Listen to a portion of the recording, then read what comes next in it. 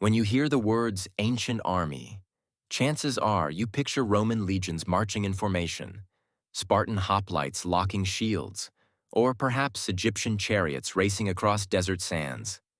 But what if I told you that beyond the spotlight of classical military giants lies a forgotten world, an ancient battlefield filled with armies so unique, so brutally effective, they've nearly vanished from mainstream memory?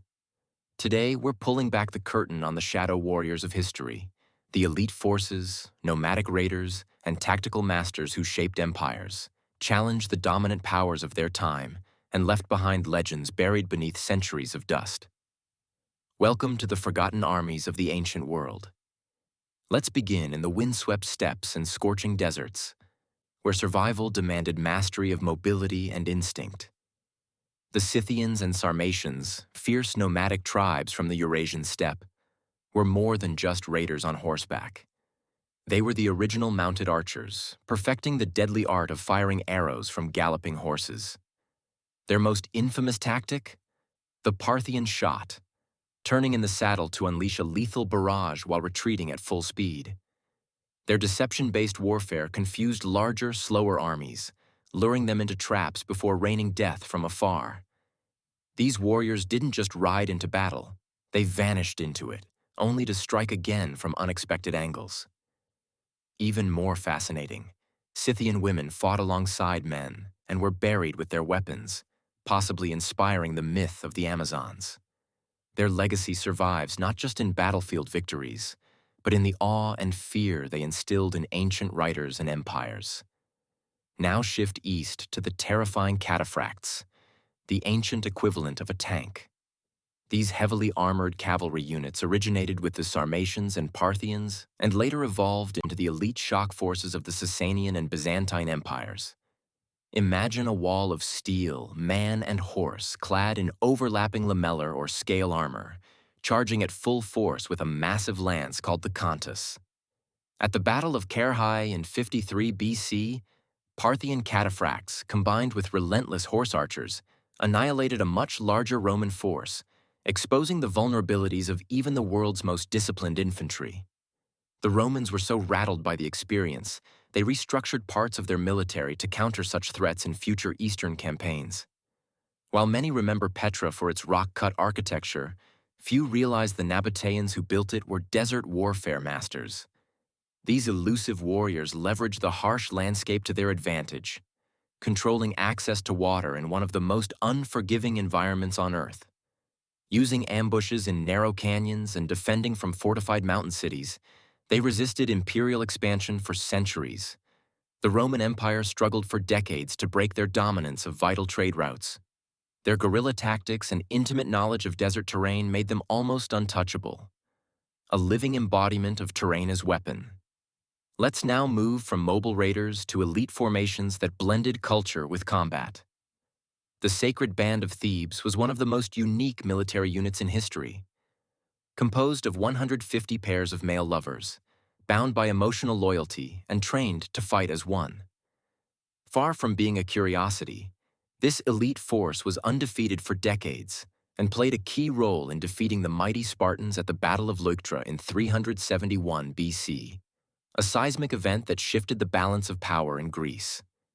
Their bond, rooted in both love and honor, created a psychological and tactical edge that few armies could match. Their final stand came at Chaeronea, where they faced Philip II and his son, Alexander the Great, and were annihilated.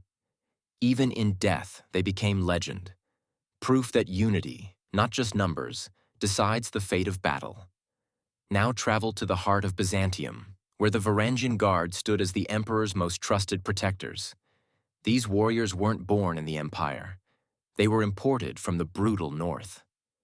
Vikings and later Anglo-Saxon exiles formed this elite corps, wielding massive Dane axes and bearing runic tattoos. Known for their unshakable loyalty and terrifying power in battle, they weren't just ceremonial guards. They were the last line of defense. After the Norman conquest of England, many dispossessed Anglo-Saxon warriors fled to Constantinople and joined the Varangians, bringing with them a burning hatred for their conquerors and a thirst for battle. They were highly paid, highly respected, and left graffiti on the walls of Hagia Sophia, a silent testimony from foreign warriors who stood at the heart of the empire. The Persian immortals of the Achaemenid Empire were not mythical, but their name and structure created an almost supernatural reputation. This elite corps of 10,000 men was so disciplined that any casualty was immediately replaced, maintaining their full strength in battle at all times.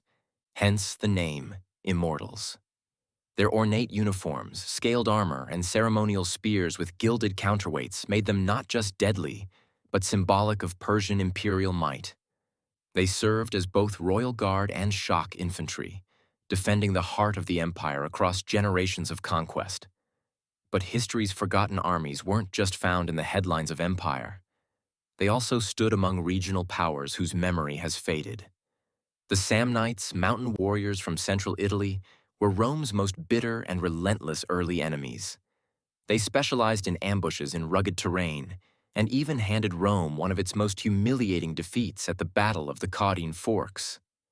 Their equipment, including curved short swords and crested helmets, would later influence Roman gladiator gear, particularly the Samnite class of gladiators. These fighters were no mere footnotes. They were catalysts in Rome's evolution from a city-state to a war machine. Venture south into the Nile Valley and you'll meet the Kushites, rulers of the kingdom of Kush and conquerors of Egypt. These master archers were feared for their deadly accuracy, and their chariots rivaled anything fielded by their northern neighbors. In fact, the Kushites not only challenged Egypt, they ruled it, founding the 25th dynasty and crowning a line of black pharaohs who governed from Napata and Meroe. Their armies represented a powerful blend of indigenous warfare and adapted Egyptian strategy, making them a force that history often overlooks but should never forget. And then there were the Dacians, forest warriors of the Carpathians. These rugged fighters waged a long and brutal resistance against Rome in the dense forests and rocky mountains of modern-day Romania. Their weapon of choice? The falx, a vicious, curved blade capable of slicing through Roman armor and shields, so effective that Rome modified its helmet designs in response.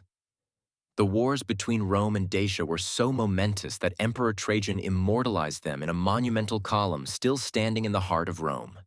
The Dacians' use of terrain, ambushes, and raw brutality made them some of the fiercest warriors Rome ever faced. What these armies teach us is simple but profound. Ancient warfare was not a one-size-fits-all affair. It was a vast, innovative, and often deeply localized dance of survival, ideology, and technological evolution. From female Scythian warriors to axe-wielding Viking bodyguards, from desert ambushers to psychic bonds of love in battle, the past is filled with military traditions that challenge our assumptions about who fought, how they fought, and why they fought. So, which of these forgotten armies sparked your imagination? Are there other shadowy forces or overlooked civilizations you think deserve their place in the spotlight? Let us know in the comments. And if this journey through hidden history opened your eyes, hit that like button, subscribe, and join us for more deep dives into the ancient world's untold secrets. Because sometimes, the stories history forgot are the ones most worth remembering.